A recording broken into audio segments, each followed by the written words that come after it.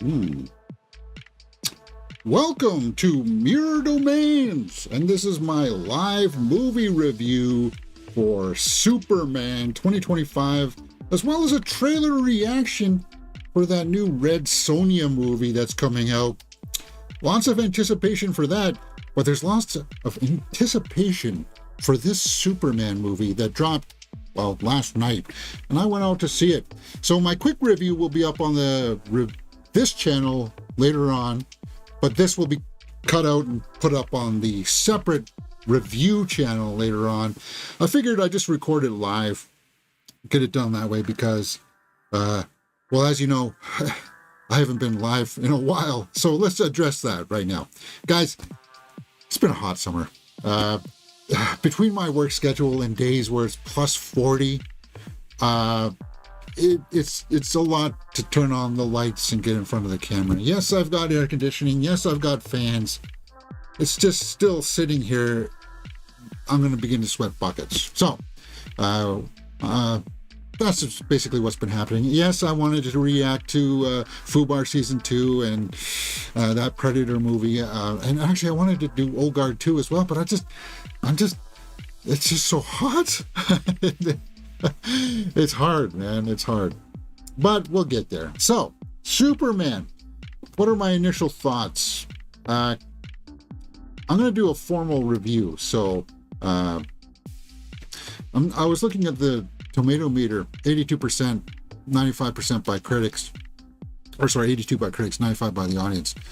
A lot of people like this. And when I was watching it in the theater last night, a lot of people were laughing. But for me, I enjoyed a lot of parts of this. I also came out feeling like I still don't know if we got a good Superman movie yet. I mean, there's things that I like about this iteration of Superman, but there's a lot of things too that script-wise, I think this is James Gunn's weakest script. And the verdict is in, for me at least, I don't like the suit. Like, see these folds and stuff? That's all throughout the movie, guys. And I don't understand it because David Corenswet put in a lot of work at the gym to build up his body to get beefier.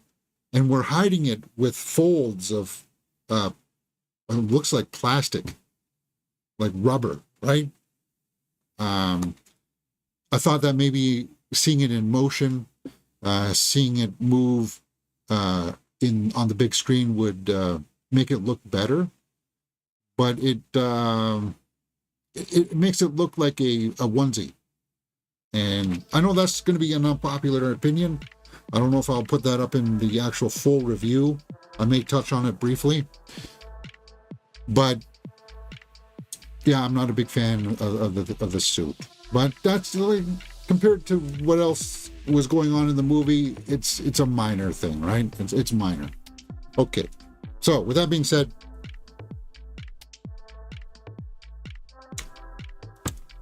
let's make sure all my graphics are ready to go. Looks like they are. Am I going to turn off the fan for this? I don't know. Yeah, I will. All right.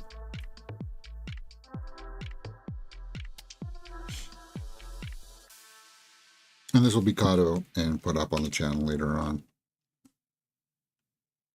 Superman 2025 is in theaters right now, guys. It just came out from James Gunn launching the new DCU, and I had fun watching this film.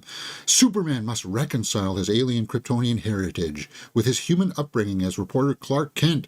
As the embodiment of truth, justice, and the human way, he soon finds himself in a world that views these as old-fashioned. And indeed, this movie does bring Superman forward in time to our times where there's social media. There's a lot of conflict going on around in the world, and he's got like this moral decision of, do I help these people, or is it going to be all seen as like this big superhero meddling in human affairs? And that's what the backbone crux of what James Gunn was trying to do here in this movie. But I find that kind of gets pushed to the background. And if you think about it in hindsight, all that kind of like, should Superman help out a country that's going to be invaded or not kind of stuff, the morality questions get pushed to the background when you start to deal with, well, what's this movie about here? Right? What's this movie really about? We know that Lex Luthor hates Superman, but we know that from the comics. We know that from other movies, right? The lore. But if you were to watch this movie all on its own and you had no idea who Lex Luthor was, could you understand why Lex Luthor hates Superman just from watching this particular movie? I don't know. Maybe. But then you get distracted by flying dogs with capes. And you see Green Lantern played by Nathan Fillion, and you're like, okay, I'm on board with this because I like the way that this feels. This feels light. This feels energetic, right? There's bright colors. Mr. Terrific is also a big standout in this film. Yeah, in fact, I found that Mr. Terrific and Nathan Fillion as Green Lantern were the standouts in this film. And it's kind of a bummer because I wanted Superman and Rachel Brosnahan to stand out. Rachel Brosnahan is Lois Lane, and I was like, I really wanted to see more of her, but we end up almost seeing Lex's sidekick character. What's her name? Is it Laura? You know, the ditzy one. No, is it Sarah Sampio? Yeah, no, it's Tessmacher. We see her jumping around, being ditzy, taking selfies as big things are crashing around in the background and stuff like that. We see stuff like that. We see her more than I think we do Lois Lane for some reason. Like there are some scenes with Lois Lane. Don't get me wrong with that. But Nathan Fillion, he kind of like, when you see him act as Green Lantern, you're like, I want to see more of that guy for some reason. And despite the ridiculous haircut, and I had no idea who Mr. Terrific was before going into this film, and he was more enticing. Hawkgirl, she's just kind of there in the background. But these are the two that you wanted to have the standouts, right? And they were trying to make them kind of like have beefs, that she's a reporter and she's pressing him, well, why are you sticking your nose in human affairs, and are you being political? And that's going to be where it's going to rub some people the wrong way, where it's like, it's very obvious that they're trying to make analogies to what's going on in real life here right now, about other countries invading and the morality of all that stuff. Like where does the good lie in all of that? So it's not really hitting you over the head, but it's a part of the story that kind of, for me, didn't sit. It didn't seem to fit in with the rest of the mix of Lex Luthor trying to get rid of Superman because he's a strong, powerful threat, right? It does have some loose ends in here. It does. There's no mistake about that. The Superman lore is tinkered with a bit. And while it does give some answers to it, it doesn't give a definitive enough answer, because I like the Jor-El character. And either it was Russell Crowe or Marlon Brando. Those two actors are legendary, and they have a certain gravitas, a royalty to them, right? When you think about Jor-El, you think about a royalty. And I got nothing against Bradley Cooper, but he's not royal. I'm sorry. Yes, you might like him, James Gunn, but I don't think of him as a Jor-El. It totally took me out of the picture. Anyway, it's little things like that may get some people, but those things are minor. But there are some story things in here that I think people will have issues with when you sit back and look at it. You'll get blinded at first by all the flashy lights and stuff, like, well, dare I say, The Force Awakens, or Star Trek Into Darkness, when I came out, I was like, yeah, man, this is the best thing ever. But when you stop and think about some of the story beats, some of the loose threads, like messages from other planets, does that ever get closed off properly? Are you going to be satisfied with the answers? And if you don't want or don't care about that stuff, you don't care about a cohesive story, and you just want to see Superman fly around and beat up big things, then this movie is going to be for you. And it looks like this movie is going to be for a lot of people. 82% by critics, 95% by the audience, right? So let's go over to my score sheet and start filling in some numbers for Superman 2025. Acting, directing, and story are out of a possible 2 points each. Cinematography and score are out of 1 point each. Acting. Is there anything in here that's groundbreaking? Anything in here that makes me go, you got to check out this performance? No, I'm sorry. There isn't. Other than Nathan Fillion, but Nathan Fillion's almost... he's just a... Yeah, it's hard to say. No, I think there are a few. There's a weird side story with Jimmy for some reason. With coming down to the story, it's got, well, when the story takes one step forward, that's like, okay, this is really cool stuff. It takes another step back with this other story with Jimmy Olsen and this mole inside of Lex Luthor's network, and it's just like, okay, guys, okay. Directing. Well, the technical aspects are good. The story-wise, it's got story issues, no doubt about that. It's got that James Gunn flair, James Gunn humor to it. But I do think at the end of the day, I have to say that this is probably one of the weakest James Gunn scripts because of those loose ends. And you'll know what I'm talking about when you watch this movie. It'd be like, wait a minute, what happened to that part back there, guys?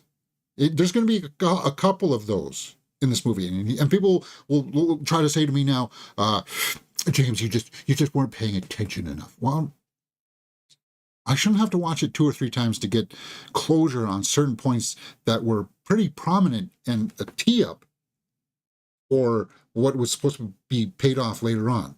And it's just kind of like, well, here's the answer that sort of works, but it's not the definitive one that you should get in a cohesive, complete story. Cinematography and score are out of a possible 1 point each. Guys, they do pull a lot of really interesting shots in this. It is CG heavy. It is. But the visuals are stunning. And see it on the big screen. I got to give it a full point for that. And the score, it does pull from John Williams' themes at times. Not a lot, though. Not a lot. They do have some new Lois Clark themes. It's not always dun dun dun dun. It's not all like that kind of stuff. So we're sitting at 5 out of 10. But can I possibly give anything in here for more? You would think that if I liked it so much, I would. But it's hard to say where I'm going to give. I'm going to come back to it after we go take a look at the tomato meter here, because I feel like if we go look at the tomato meter and see what people are saying about this, maybe I can wrangle in some more points here, because audience says James Gunn brings back a timeless hero with Superman and gives us four-legged scene stealer that we can all rally behind. So dog lovers will like Crypto. Crypto's in the movie. He doesn't really help the movie, though. And this is what I'm talking about when it comes down to the story. He doesn't really advance the movie. You could take Crypto out and the movie's still pretty much the same.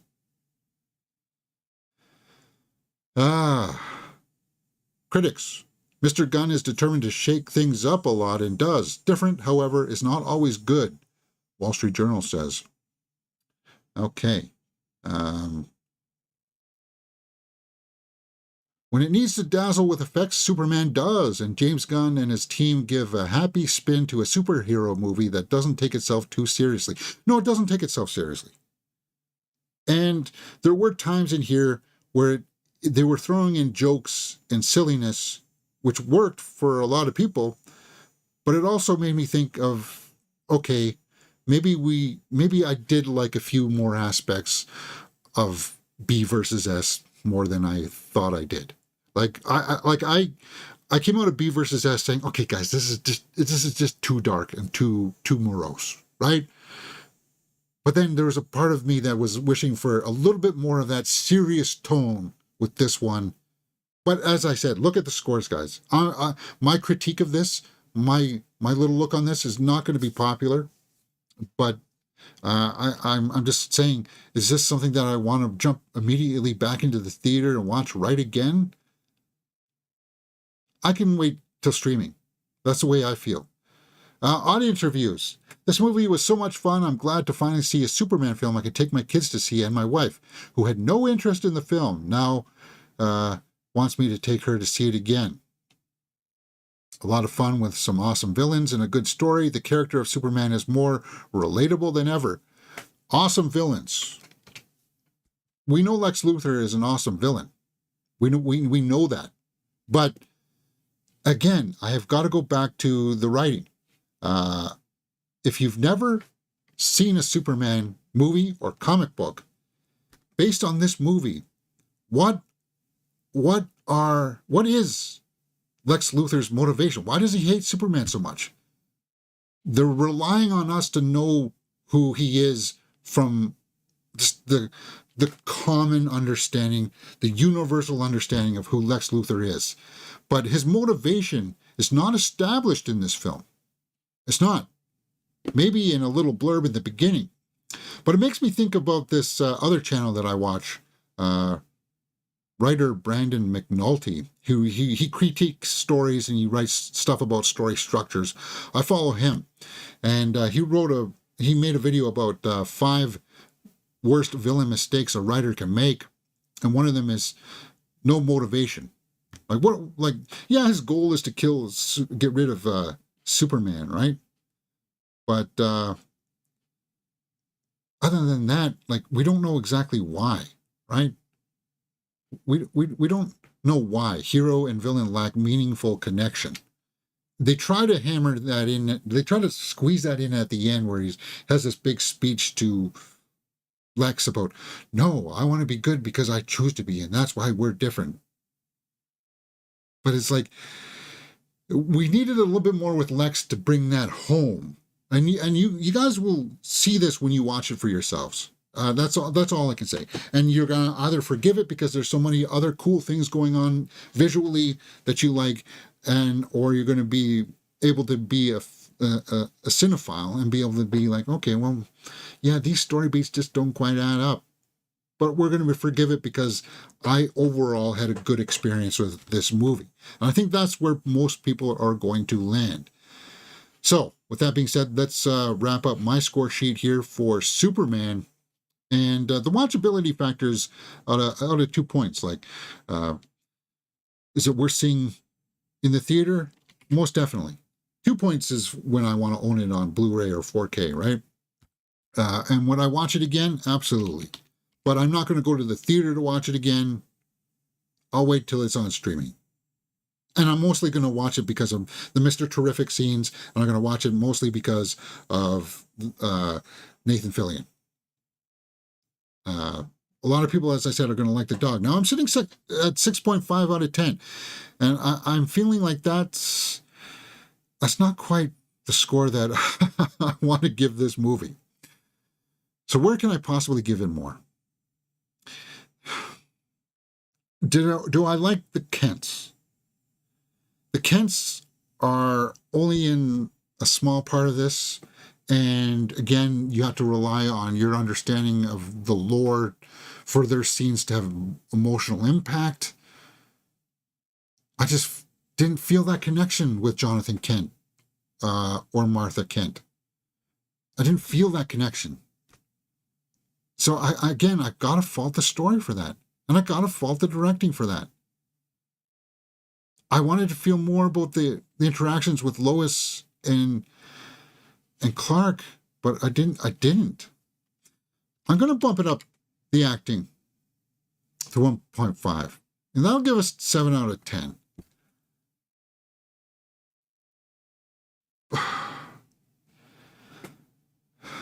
I harp all the time on opening scene sets the tone for the movie. And the opening scene of this is online now, I think. It's the first 5 minutes. And I guess it's... I'm struggling to find where I could give this movie more points, guys. If I'm going to be an honest critic here. And it's going to have to stay at 7 out of 10 for me. I'm sorry. I had fun watching it. I really did. And a 7 out of 10 is not a bad score. But there's a few things in here where you literally will be like, if you stop and think about the story and what it just did, you'd be like, I was like, wait, what? No, why would he do that kind of thing? There was one point in that. So for me, 7 out of 10 for Superman. Regardless, this movie's going to be critic proof anyway. If somebody came out and said it was 4 out of 10 or something like, it's not. It's not a bad film. It's an enjoyable film. It's not the greatest film of the year. And that's the way I feel about it. All right, guys, let me know what you thought about it in the comments below, and we will talk about it. You're watching Mirror Domains.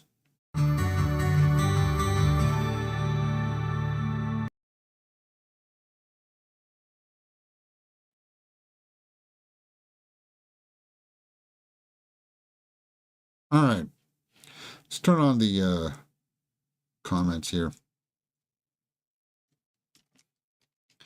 Chris Schober, hey James, I just watched Dexter. I never watched Dexter. I'm sorry. I never even watched one episode. So I'm not familiar with it. I apologize. I watched the new Superman, James. It's a pretty interesting movie. Thought the writing was interesting. Did you? Did you? Well, as I articulated in my review, I thought the writing was actually probably the weakest part of it. Lara, I thought Lara was Sarah Sampio supposed to be Eve Tessmacher? So little spoiler-ish here, guys. I guess Eve Tessmacher's having an affair with Jimmy Olsen.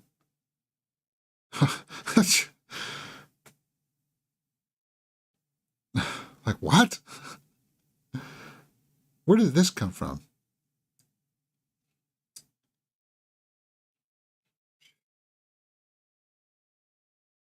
Sarah. Billy Knight. What else has she been in? Justin Bieber. Music videos. And then who's Angela Serafan? Who was she in the movie? Was she?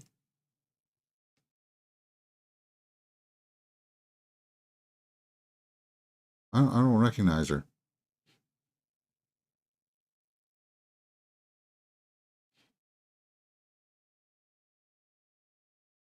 Said Laura. Oh, was she the mother? No. I don't know. I don't even remember. So this person here looks totally different than this person here. I don't know. So what was I looking forward to coming out of this? I was looking forward to seeing the Green Lantern Corps series, because Nathan Fillion is going to be in that. Did I like the Peacemaker cameo? It got a laugh. Sorry, guys, we can talk spoilers now. Did I like the Supergirl cameo at the end?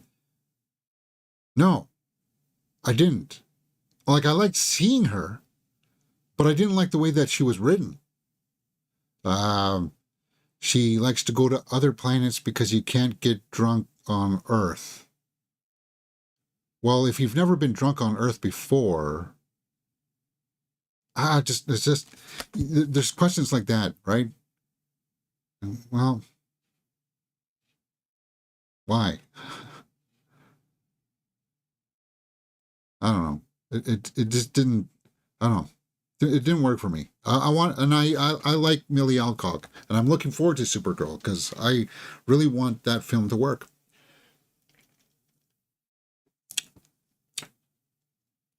Tatiana Piper. Yeah, the criticism out there of people saying that this is going to be a political thing. Yeah, you can see the comparisons to what's going on in the Middle East right now. That's going to be rubbing some people the wrong way. He says Superman doesn't react a certain way, and then Lois Lane is like, "Oh, now you refer to yourself in the third person." Well, guess who else in the public sphere of politics refers to themselves as the third person? And there's little jabs like that yeah, it's fairly okay. That's obvious.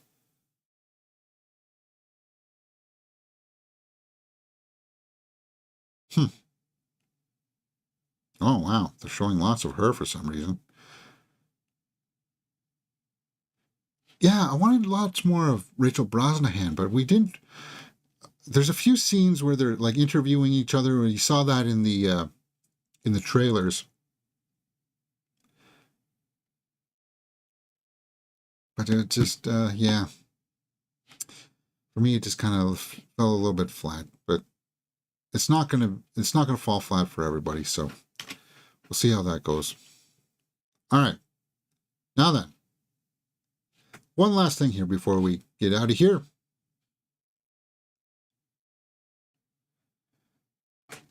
Let's put up a trailer reaction graphic.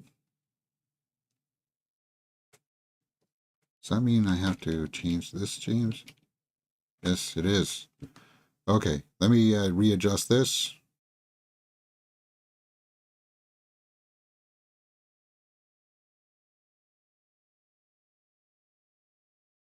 Perfect. Red Sonja. Turn off the YouTube chat.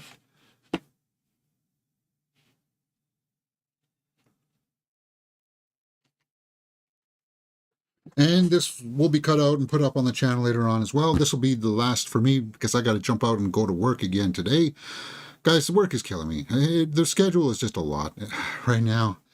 And as I said too, it's going to be like plus 30 something today. If you don't believe me, see if I can.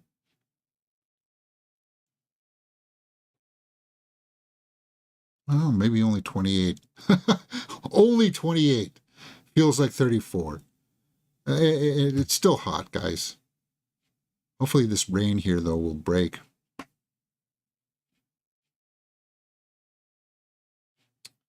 All right.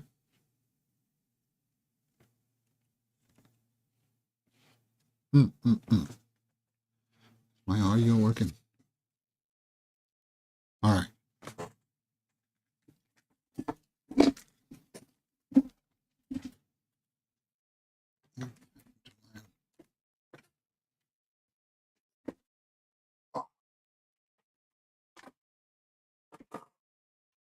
Oh, sorry, my cord is jammed. Excellent. There we go.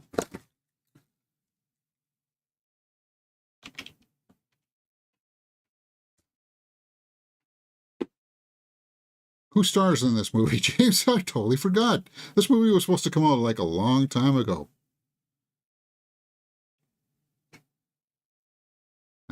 Matilda Lutz.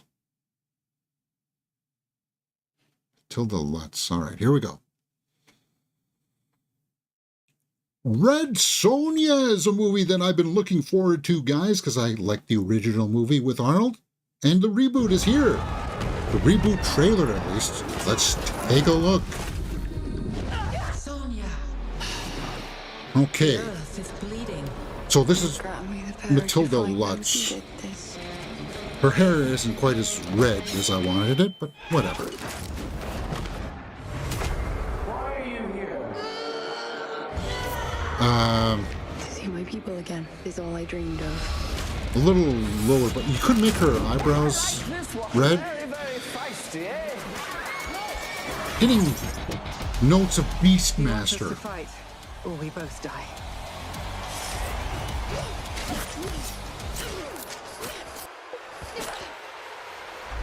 Okay, production design isn't the greatest. And I'll let you know what I mean Nothing after. but death awaits us. I will do what damage I can. You know what, Red? You are quite the woman.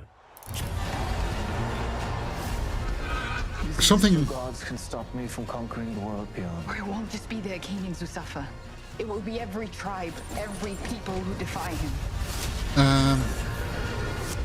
It's interesting looking, but okay, that's cool. I am here to fight! You and all of your kind are relics from the past. I am the future. It's now or never. But it seems a little.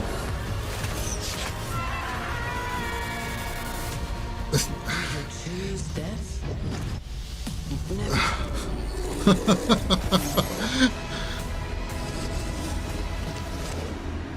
Red Sonja. And these. And that protects. Nothing. The crowd will love it. I don't know, guys. I'm not wowed. I wanted to be wowed. Congrats to the director on achieving that 2003 UA Bowl aesthetic that many have tried and failed to accomplish due to the accidental competency on their part. Yeah, it did feel a little UA Bowl. Original Red Sonja is no means a masterpiece or anything, but effing hell, all the budget went to acquiring the rights. I'd like, yeah, the thing here is, guys, it does feel a little low budget, doesn't it? It's the production values. And here's what I'm talking about when I was saying here. Look at this guy. Is this like they're supposed to be slaves or something? But he looks like he just walked out of like the salon. He just got his hair done. Like he's just got his. This guy, he's not. It's too much of a pretty boy. I would have liked to have seen her. Like something about her. Her hair's not red enough, or it's not as vibrant as I would like. But what really stood out to me here is there's a shot of the bad guys sitting on top of a mantle here. And there's a concept of the world needs to look lived in, right? And their costumes are just too perfect. Like, this isn't armor that's been worn for a while. It's not battle hardened, right?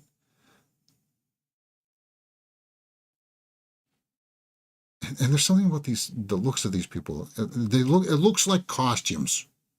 It doesn't feel lived in. And I don't know what's going on here. It's a bit of a shame because I was looking forward to this. I really wanted this to champion in some sword and sandal stuff again, but these costumes here too. Yeah, they're trying to go for that Game of Thrones look, but then you got this tired back drape here and this flat gray thing. That's the production design. This is all production design. And you look at it and you'd be like, well, you spent a lot of money, but it just doesn't look great. Is there a way that we can shoot this that makes it look better? Probably not. Because while it's got cinematic angles, it's the lighting. I think it's the lighting, James. I'm curious to know who she is.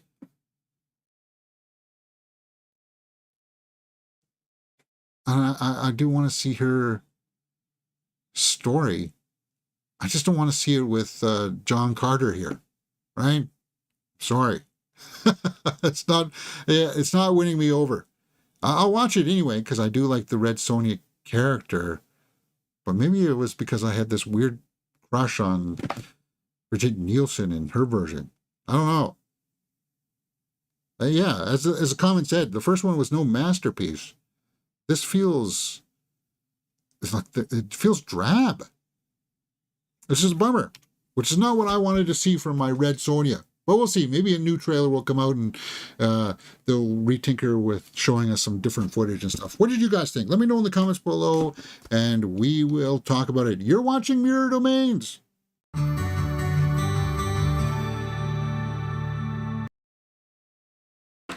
All right. I'll get to your comments here, Chris, and then I got to jet because I got to go to work.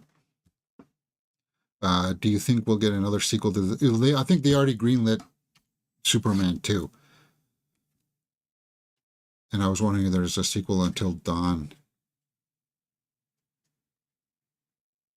Until Dawn 2? Maybe. I don't know. I watched the Red Sonja trailer, James. Thought it was pretty interesting. I want to say that it was interesting. I do. But gotta echo the sentiments.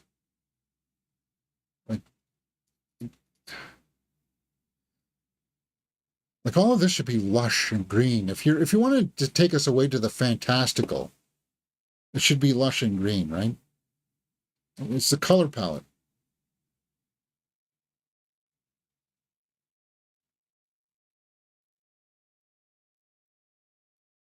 Yeah. See, now that looks lush and green. This looks interesting. Hey James, going to see Superman tonight. I'll catch a review after the live chat.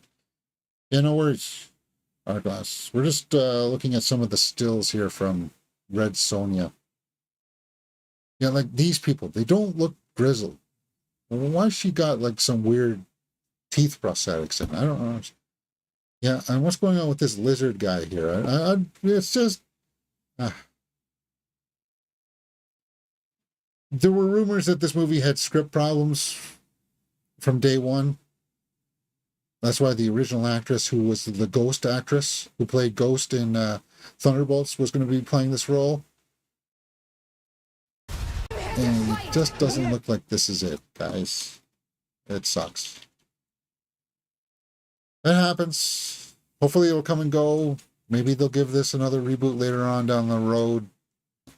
Or maybe it'll be good. Who knows? Maybe this trailer just doesn't do the movie justice. Sometimes that happens too. All right. That being said, let me know what you thought about some of these things in the comments below, guys, and we will talk about it. We'll chop these things out later and put it up on the separate channels. See you next time. Right here on Mirror Domains.